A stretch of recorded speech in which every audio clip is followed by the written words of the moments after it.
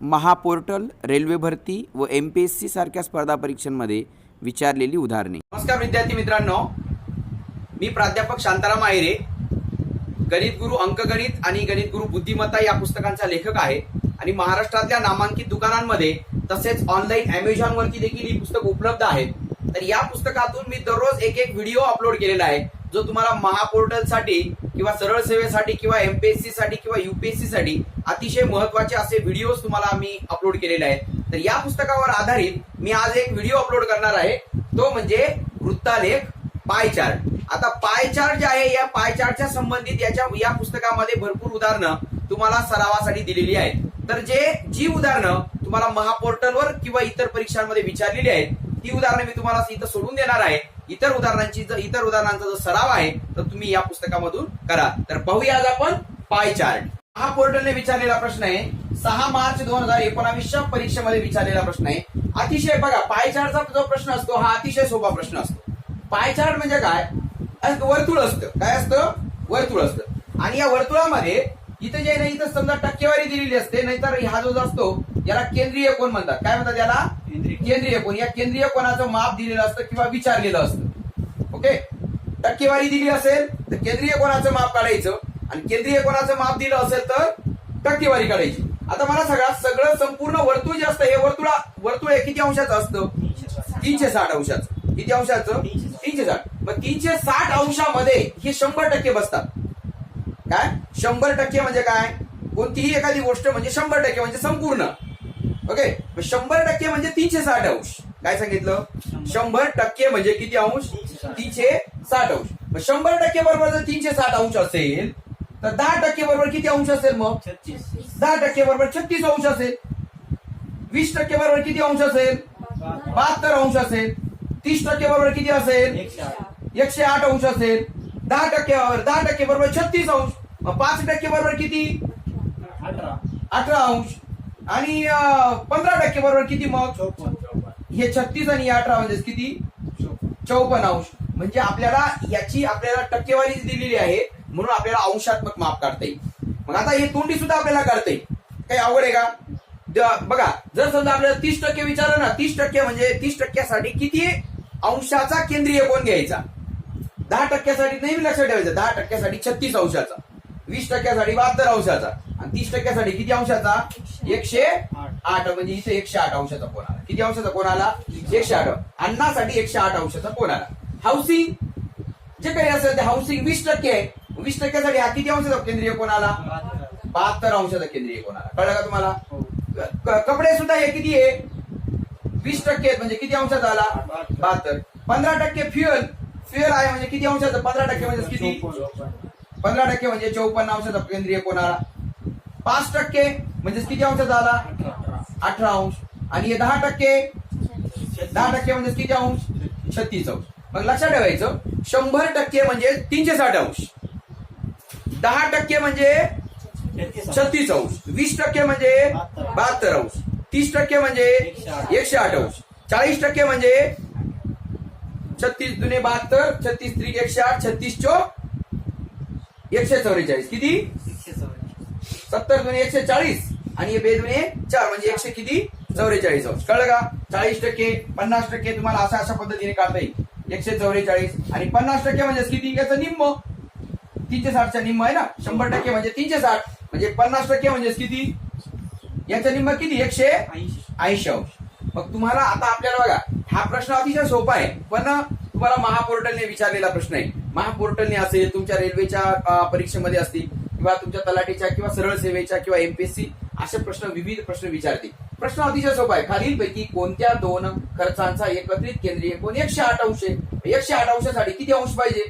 108 अंशासाठी किती टक्के पाहिजे? 30%। मग 30% कोणत्या दोन खर्चांची बेरीज आहे? 30% कोणत्या दोन खर्चांची बेरीज आहे? बघा, हे 20 आहे आणि हे काय? 10 आहे। म्हणजे एज्युकेशन आणि क्लॉथ, एज्युकेशन आणि काय? एज्युकेशन प्लस क्लॉथ हे किती टक्के होतं?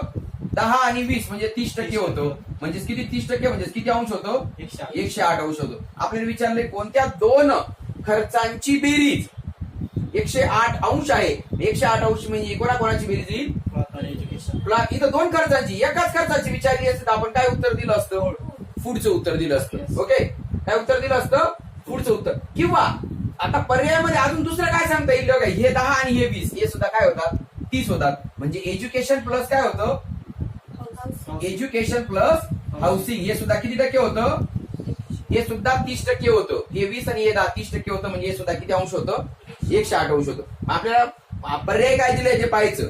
एज्युकेशन प्लस प्लॉट हा पर्याय दिलेला आहे, एज्युकेशन प्लस हाऊसिंग हा पर्याय दिलेला नाही. म्हणून उत्तर काय आहे त्याचं? Education plus plot. यांची दोघांची टक्केवारी 30% आहे. म्हणजे दोघांचा केंद्रीय कोण किती अंशाचा आहे? 108 अंशाचा. पाहू इतर परीक्षा त्या परीक्षेत विचारलेले दुसरे उदाहरण पाहू. बघा, हा रेल्वेच्या ग्रुप डी मधला प्रश्न आहे. एकाच पाय चार्ट वरून 1, 2, 3 उदाहरणं विचारलेली आहेत आणि अतिशय सोपा प्रश्न आहे. बघा बघा, बचत 8,000 रुपये आहे. बचत किती आहे? 8,000 रुपये. आणि आपल्याला इथं मागच्या उदाहरणामध्ये टक्केवारी दिली होती. इथं काय दिलेले? अंश दिलेले आहेत. काय दिलेले आहेत? अंश. आणि हे सगळे अंश किती असतील? सगळ्या अंशांची बेरीज 360 असेल. मग आता 360 मध्ये बचत 8,000 रुपये म्हणजे 60 अंश बरोबर किती आहे? 8,000 रुपये.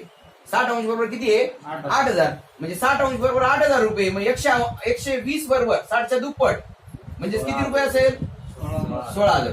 म्हणजे भोजनावर जेवणावर 16,000 रुपये खर्च होतो आणि बचतीवर 8,000 रुपये खर्च होतो. कळलं का तुम्हाला? आता याच्या 60 अंश म्हणजे 8,000 आहे. मग 30 अंश म्हणजे किती असेल? 4,000 असेल. सोपं आहे का नाही? काही अवघड आहे का? हे सहज आपल्याला सहज सोडवता येईल. मग आता 30च्या निम्मी किती होतात? अजून 15 अंश बरोबर किती होतात? 2,000 होतात. मग आता 45 अंश म्हणजे किती? हे 30 अंश आणि हे 15 अंश 45 म्हणजे 4 आणि 2 किती? 6,000. किती अंश? हे 45 अंश बरोबर 6,000. पण आपण प्रश्न पाहू डायरेक्ट. प्रश्न अतिशय सोपे आहेत, काहीच अवघड नाही. भोजन व बचत यांचा गुणोत्तर किती? भोजन किती आहे? 16,000 रुपये. किती? आणि बचत किती आहे? 8,000 रुपये. आता हे भोजन आणि बचत हे काढलंच पाहिजे, याची गरज नाही. कारण भोजन तुम्ही 120 अंश आणि हे किती? 60 अंश असं जरी काढलं तर 60 एक 60, 60 दोन्ही 120 म्हणजे काय? 2 आस 1 असं गुणोत्तर येईल. म्हणजे 2 आस 1 असं उत्तर येईल. किंवा असं जरी काढलं तर 8,000 एक 8,000, 8,000 दोन्ही 16,000 म्हणजे काय उत्तर आलं? 2 आस 1 असं सुद्धा उत्तर येईल. म्हणजे हे काढायची गरज नाही. आपण काढलेलं आहे म्हणून मी 16,000 8,000 घेतलं. म्हणजे 2 आस 1 याचं प्रमाण आलं. कळलं का तुम्हाला? भोजनाचं बचतीशी गुणोत्तर. आता कुटुंबाचा सर्व बाबींवरील एकूण खर्च किती? एकूण बाबींवरील खर्च. आता मला सांगा, 60 अंश बचत आहे. किती अंश बचत आहे? 60 अंश बचत आहे. आणि उरलेला सगळा काय आहे? खर्च आहे. मग 360 मधला 300 गेला, 60 गेला म्हणजे किती राहिला? 300 अंश. मग 300 अंश बरोबर किती ते काढायचं. 60 अंश बरोबर किती आहे? 60 अंश बरोबर 120 अंश बरोबर सांगा मला. 60 अंश बरोबर किती? 8,000. बचत किती आहे? बचत आहे 60 अंश. 60 अंश म्हणजे किती? 8,000. आणि आपला खर्च किती आहे? 300. खर्च म्हणजे सगळाच खर्च, बचत सोडून उरलेला सगळा खर्च असतो. राहण्यावर, भोजनावर, अन्य व्यक्ती आणि शिक्षणावर हा सगळा काय आला? खर्च आला. असं जरी काढून घेतलं, हे याचंही काढून घेतलं, सगळ्यांची बेरीज केली तरी चालेल. किंवा हे सोपं आहे. 8,000 गेले, 60 अंश म्हणजे 8,000. मग 6च्या 5 पट आहे 300. 60च्या 5 पट 300 आहे का नाही? मग याच्याही 5 पट करा. 8च्या 5 पट किती आले? 40,000. म्हणजे किती रुपये आले? 40,000. या काय आला त्याचा? कुटुंबाचा सर्व बाबींवरील खर्च. म्हणजे बचत सोडून उरलेला खर्च किती आला? 40,000. नाही तर तुम्हाला इथं एक्स माना आणि असं तिरकस गुणाकार करा. 300 गुणिले काय? 8,000 भागिले काय? 60 असं केलं तरी चालेल. 0 गेला 0 गेला 6 1 6 6 म्हणजे 30. 8,000 गुणिले 5 किती आलं? 40,000. कळलं का? एकूण बाबींवरील खर्च काय सांगितलं? हे 8,000 आलं. नाही तर मग काय करा, हे 8,000 आहे, हे 16,000 आहे, हे 4,000 काढले. 105 अंशाचं काढा. 105 अंशाचं किती होतं? बघा, 105 अंशाचं किती होतं हे सुद्धा आपल्याला काढता येईल. 60 अंशाचं किती आहे? 8,000 आहे. बरोबर आहे का नाही? आणि 60 मध्ये 60 आणि 40 100. 60 आणि 45 किती होतात? 105 होतात का नाही? ह्या दोघांचं एकत्रित म्हणजे 6 आणि 8 किती? 14,000. कशावर? हे आवासवर खर्च होतात, राहण्यावर. मग आता अशी बेरीज केली तरी चालेल. खर्च कशावर झाला? हे 14,000, हे 16,000. 14 आणि 14 28 2 30 आणि 6 36 आणि हे 4 किती? 40,000 रुपये काय झाला? खर्च झाला कुटुंबाचा. आणि 8,000 रुपये काय राहिली? बचत राहिली. उत्पन्न किती म्हटलं तर काय? ते 40,000 रुपये खर्च आणि 8,000 बचत म्हणजे काय? 48,000 रुपये काय आला? त्याचं टोटल उत्पन्न आलं. बरं, भोजनासाठी लागणारा खर्च हा आवाजपेक्षा किती जास्त आहे? आता भोजनासाठी किती खर्च लागतो? भोजनासाठी किती? 16,000. आवाजसाठी किती? 14. मग 16,000 मधून 14,000 गेले. 16 मधून 14 गेले, किती राहिले? 2,000 राहिले. किती हजार राहिले? 2,000. मग 2,000 काय आलं याचं उत्तर आलं. किंवा तुम्हाला याच्यापेक्षा अजून शॉर्टकट सांगतो. आता समजा हे न काढता मी भोजनाला 120 अंश आहे आणि याला 105 अंश आहे. 120 मधून 105 गेले, किती राहिले? 15 अंश राहिले. किती अंश? आणि 15 अंश बरोबर किती? 60 अंश बरोबर 8,000. 60 अंश बरोबर किती? 8,000. 60 अंश बरोबर 8,000. 60च्या निम्म केलं 30 अंश बरोबर किती? 4,000. आणि पुन्हा 30च्या निम्मे केलं 15 अंश बरोबर किती? 2,000. असं सुद्धा 2,000 उत्तर काढू शकतो. अतिशय सोपा प्रश्न आहे का नाही? पाहू पुन्हा अजून तुम्हाला याने विचारलेला प्रश्न आहे महापोर्टलने. लगेच तो प्रश्न पाहू. मित्रांनो, महापोर्टलने 28 फेब्रुवारी 2019 ला म्हणजे आता सध्याच विचारलेला प्रश्न आहे. असेच प्रश्न परीक्षेमध्ये विचारले जातील. एकदम सोपा प्रश्न आहे बघा. एका मोटार कारखान्यात एका वर्षात 5 प्रकारची वाहने तयार केली गेली. ते सारणी खाली दिलेली आहे 5 प्रकारची. ही माहिती पाय आलेखामध्ये मांडायची असल्यास व्हॅनसाठीचं कोणाचं माप किती? व्हॅनसाठी म्हणजे 800 साठी कोणाचं माप किती? आता आपण काय करायचं? टोटल एवढे 5 प्रकारचे 1, 2, 3, 4 5 प्रकारची वाहनं तयार केली. 5 प्रकारची वाहनं तयार केली म्हणजे 5 प्रकारची एकूण वाहनांची काय करायची? बेरीज करायची. मग 6,000 अधिक 3600 अधिक 1200 अधिक 800 अधिक किती? 400. मग याची बेरीज किती झाली? 0 0 7 2 8 8 16 4 20 चला 2 2 1 3 3 6 6 12 म्हणजे 12,000 वाहनं तयार केली. किती वाहनं तयार केली गेली? 12,000. आता 12,000 वाहनं आपल्याला कशामध्ये मांडायची आहेत? पाय आलेखामध्ये. कशामध्ये? पाय आलेखामध्ये. म्हणजे 12,000 साठी 360 अंशाचा कोन आहे. 12,000 साठी किती अंशाचा कोन आहे आपल्याकडे? बघा, संपूर्ण वर्तुळ किती अंशाचं असतं? 360. मग 12च्या 12,000 मांडायचं म्हणजे 360 अंश मांडायचं. पण आपल्याला 12,000 मांडायची गरज आहे का? सगळे वेगवेगळे मांडायची गरज आहे का? आपल्याला फक्त व्हॅन साठी विचारलं. मग 800 व्हॅन म्हणजे किती? 800 साठी किती अंशाचा कोन असेल? 12,000 साठी जर 360 अंशाचा कोन असेल तर 800 साठी किती अंशाचा कोन असेल? इथं काय करायचं? तिरकस गुणाकार करायचा. 360 गुणिले काय? 800 एका बाजूला आणि 12,000 गुणिले x काय? एका बाजूला. 12,000 तिकडे गुणिले इकडे येताना काय होईल? तो भागिले 360 गुणिले 800 भागिले काय? 12,000 बरोबर काय? x. हे 3 शून्य गेले, हे 3 शून्य गेले. कळलं? मग आता पुन्हा 12 1 12 12 त्रिक 36. 3 गुणिले 8 बरोबर किती अंशाचा कोन आला? 24 अंशाचा. बघा, एवढा धरला तर 90 अंशाचा आहे. 90 निम्म धरला तर 45 अंशाचा आहे. 45च्या निम्म म्हणजे फक्त एवढा कोन किती अंशाचा असेल? 24 अंशाचा असेल. आणि एवढा कोन 24 अंशाचा म्हणजेच काय आहे? व्हॅन्स आहे. काय आहे? व्हॅन्स आहे. सोपं आहे का नाही? तुम्हाला आता मला सांगा, व्हॅन साठी जर समजा 24 अंशाचा कोन आला, मिनी ट्रक साठी किती येईल? कोणती सांगा? मिनी ट्रक साठी मिनी ट्रक निम्मी आहेत ना? 24च्या निम्मी किती? 12 अंश. आता मला सांगा पिकअप साठी किती सांगा? पिकअप साठी किती? 800 आणि 400 दोघांचे एकत्र कोण धरायचं याचा? 12 आणि 24 किती झाले? 12 याचे 24 अंश आणि याचे 12 अंश. 24 आणि 12 किती? 36 अंश. म्हणजे 1200 साठी याला किती अंश? 36 अंश. हे विचारलं नाही बरं का आपल्याला?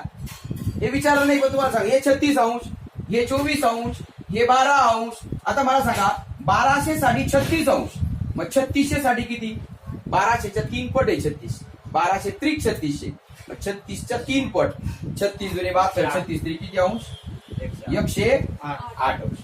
आता 12च्या 5 पट 6 झाले. 12 पंचे 60. म्हणजे याचं 36च्या 5 पट करायचं. 36 दुने 72 दुने 144. मध्ये काय मिळवायचं? 36 मिळवायचं. 36 गुणिले 5 जरी केलं तरी चालेल. 6 4 10 चला 1 4 4 8 म्हणजे 180 अंशाचा कोन. किती अंशाचा? 180 अंशाचा कोन. आता टक्केवारी विचारली याची. काय विचारली? टक्केवारी. आता मला सांगा 10% म्हणजे किती सांगितलं मी तुम्हाला? 36 अंश. म्हणजे 1200 म्हणजे किती? 36 अंश म्हणजे 10%. हे किती आहे? 10%. म्हणजे दोघं मिळून 10%. दोघं मिळून किती आहे? 10%. आणि या 1200च्या तिप्पट आहे म्हणजे 10च्या तिप्पट म्हणजे किती? 30%. आणि 1200च्या 5 पट आहे म्हणजे 10च्या 5 पट म्हणजे किती? 50%. काय? Motor bike. म्हणजे ती कंपनी 50% मोटर बाईक तयार करते, 30% कार्स तयार करते, 10% पिकअप तयार करते आणि 10% मध्ये व्हॅन्स आणि मिनी ट्रक्स आहे. कळलं का तुम्हाला? तुम्हाला फक्त काय विचारलं व्यायांसाठीचा कोण विचारला, आपण सगळं डिटेलमध्ये काढलेलं आहे. पाहू पुढचा प्रश्न. बघा, खालील वृत्तालेखात 5 कोर्सेस मध्ये शिकणाऱ्या 2400 विद्यार्थ्यांची टक्केवारी दिलेली आहे. तर खालील 3 प्रश्नांची उत्तरं द्यायची. बघा, एकच प्रश्न येतो आणि त्याच्यामध्ये तुम्हाला किती बिट्स असतात? 3 प्रश्न आहेत. आणि 3 प्रश्न म्हणजे सोपं नाहीये, त्याच्यामुळे अतिशय सोपा असा भाग आहे हा. तुम्हाला खूप चांगले मार्क्स देऊन जाणार हा घटक आहे. तर 5 कोर्सेस आहेत, 1 2 3 4 5 कोर्सेस आहेत आणि त्याची टक्केवारी दिली. आता मी तुम्हाला सांगितले टक्केवारी असेल तर अंश कसे काढायचे सांगितले. 100% म्हणजे 360 अंश, म्हणजे 10% म्हणजे किती? 36 अंश. म्हणजे 10% म्हणजे इथे किती अंश येईल? 36 अंश येईल. हे 10% म्हणजे किती अंश? 36 अंश. मग 5% म्हणजे किती? 18. म्हणजे 36 मध्ये 18 मिळवलं तर हे येऊन जाईल किती? 54 अंश हा येऊन जाईल. मग 10% म्हणजे 36. मग 30% म्हणजे किती? 36 आणि 36 किती? 36 2 72, 36 3 किती? 108 अंश. ओके. आणि 108 मध्ये पुन्हा हे 5%चे 18 मिळवले तर किती अंशाचा कोण येईल? हा 8 म्हणजे 18 अंश मिळवले म्हणजे किती येईल? 8 8 आणि 8 16. चला 1 1 1 2 म्हणजे किती? 126 अंशाचा कोण येईल. कळलं का? म्हणजे आपल्याला पटकन ते आपल्याला अंशात मग माप सुद्धा आपल्याला पटापट काढता येईल. आपला प्रश्न काय विचारले ते पाहूया. वैद्यकीय शिक्षण घेणाऱ्या मुला मुलींची संख्या किती? आता वैद्यकीय म्हणजे मेडिकलचं शिक्षण घेणारे विद्यार्थी किती आहेत? 35%. मग 2400 चे 35% काढून टाका. 2400 चे म्हणजे गुणिले 35 आणि टक्के म्हणजे काय? छेद 100. बरोबर का नाही? 2400 चे 35% काढायचे म्हणजे 2 शून्य गेले. 24 पंचे 120. चला 12. 24 3 72 आणि 2 74 10 84 म्हणजे किती? 840 विद्यार्थी कशाचं शिक्षण घेत आहेत? मेडिकलचं शिक्षण घेत आहेत. कशाचं शिक्षण घेत आहेत? मेडिकलचं शिक्षण. आता पुढचं, इंजिनिअरिंग मध्ये शिकणारे मुलं मुली 3 एक प्रमाण आहे तर त्यांच्यामधला फरक किती? आता इंजिनिअरिंग मध्ये शिकणारे मुली किती आहेत? इंजिनिअरिंग मध्ये शिकणारे मुलं किती आहेत? 30%. मग आता 2400 चे 30% काढा. 2400 चे म्हणजे गुणिले 30 आणि टक्के म्हणजे छेद काय? 100. कळलं का तुम्हाला? 2400 चे 30% म्हणजे काय? 2 शून्य गेले. 24 3 72 आणि 1 शून्य म्हणजे 720 मुलं काय कशामध्ये शिकतायत? इंजिनिअरिंग मध्ये शिकतायत. आणि त्यांचं प्रमाण काय आहे? 3 एक म्हणजे 3 एक्स आणि 1 एक्स प्रमाण आहे. 720 मध्ये मुलं किती आहेत? 3 एक्स आहेत. मुली किती आहेत? 1 एक्स आहेत. मग दोघांची बेरीज केली तर किती येईल? 4x बरोबर 720. 4x बरोबर किती? 720. मग आता दोघांचा फरक किती आहे? इंजिनिअरिंग मध्ये मुलं 3 एक्स आहेत आणि मुली 1 एक्स आहेत म्हणजे फरक किती आहे दोघांमध्ये? 2x फरक आहे. फरक किती आहे? 2x. मग आपल्याला त्यांच्यामधील फरक विचारलाय म्हणजे 2x विचारलाय. 4x बरोबर 720. x बरोबर 720 भागिले 4 म्हणजे 4 1 4 4 1 4 7 8 4 गेला 3 4 8 32 4 0 0 म्हणजे x बरोबर किती? 180 आणि 2x बरोबर किती? 180 प्लस 180 म्हणजे किती अंश? सॉरी म्हणजे किती विद्यार्थी? 360 विद्यार्थ्यांचा फरक आहे. 360 मुलं जास्त आहेत. पुन्हा एकदा चेक करू बघा. इंजिनिअरिंग मध्ये शिकणारं मुलं मुली 3 एक आहेत. आता इंजिनिअरिंगचा टक्केवारी 30% आहे. इंजिनिअरिंगची टक्केवारी किती आहे? 30%. मग 30% म्हणजेच काय? मग आपण एकूण विद्यार्थी 2400 आहेत. 2400 चे 30% काढले मग 2 शून्य गेले. 24 3 72 आणि 1 शून्य म्हणजे 720 विद्यार्थी आले. किती विद्यार्थी आले? 720 विद्यार्थी आले. 720 विद्यार्थ्यांमध्ये 3x मुलं आहेत आणि 1x मुली आहेत. म्हणजे दोघांमधला मुलं आणि मुली यांच्यातला फरक किती आहे? 2x फरक आहे. बघा 3x मुलं आणि 1x मुली म्हणजे टोटल 4x म्हणजे 720 आहे. 4x म्हणजे किती आहेत? 720. मग 4 इकडे भागिले केला तर किती उत्तर आलं त्याचं? 180. म्हणजे 180 मुली आहेत. 180 काय आहेत? मुली आहेत. आणि 180 गुणिले 3 म्हणजे 540 काय आहेत? मुलं आहेत. यांच्यातला फरक काढला तरी 360 येईल किंवा यांच्यातला दोघांतला फरक 3x वजा 1x 2x चा फरक आणि x बरोबर 180 म्हणजे 2x बरोबर किती? 180 प्लस 180 किती? 360 अंशाचा 60 विद्यार्थ्यांचं मुलं हे काय मुलींपेक्षा जास्त आहे. आता पुढचा प्रश्न आहे, मॅनेजमेंट मध्ये शिकणाऱ्या मुलांचा वर्तुळ पाकळीचा केंद्रीय कोन ऍग्री मध्ये शिकणाऱ्या मुलांच्या आपण अगोदरच केंद्रीय कोन काढून ठेवलेले. मॅनेजमेंट मध्ये किती शिकतायत? मॅनेजमेंट मध्ये 15%. बघा 15% म्हणजे किती अंश? केंद्रीय कोणाचा फरक विचारलाय. केंद्रीय कोणाचा फरक किती? केंद्रीय कोन आणि इथलं ऍग्री मध्ये ऍग्री आणि मॅनेजमेंट बघा ऍग्री मध्ये किती आहे? 10%. आणि मॅनेजमेंट मध्ये किती 15% म्हणजे दोघांमधला फरक किती आहे 5%. 5% म्हणजे काढले आपण 10% म्हणजे किती अंश 36 अंश आणि 5% म्हणजे किती 18 अंश. किती सोपं आहे का नाही. तोंडी उत्तर काढलं. कसं काढलं बघा. मॅनेजमेंट आणि ऍग्री यांच्यामधला जो केंद्रीय कोण आहे त्यांच्यातला फरक किती. मॅनेजमेंट मध्ये 15% आणि ऍग्री मध्ये 10% म्हणजे दोघांमध्ये 5%चा फरक. किती टक्क्याचा फरक आहे 5%चा फरक आहे. आणि 100% म्हणजे 360 अंश. 10% म्हणजे 36 अंश.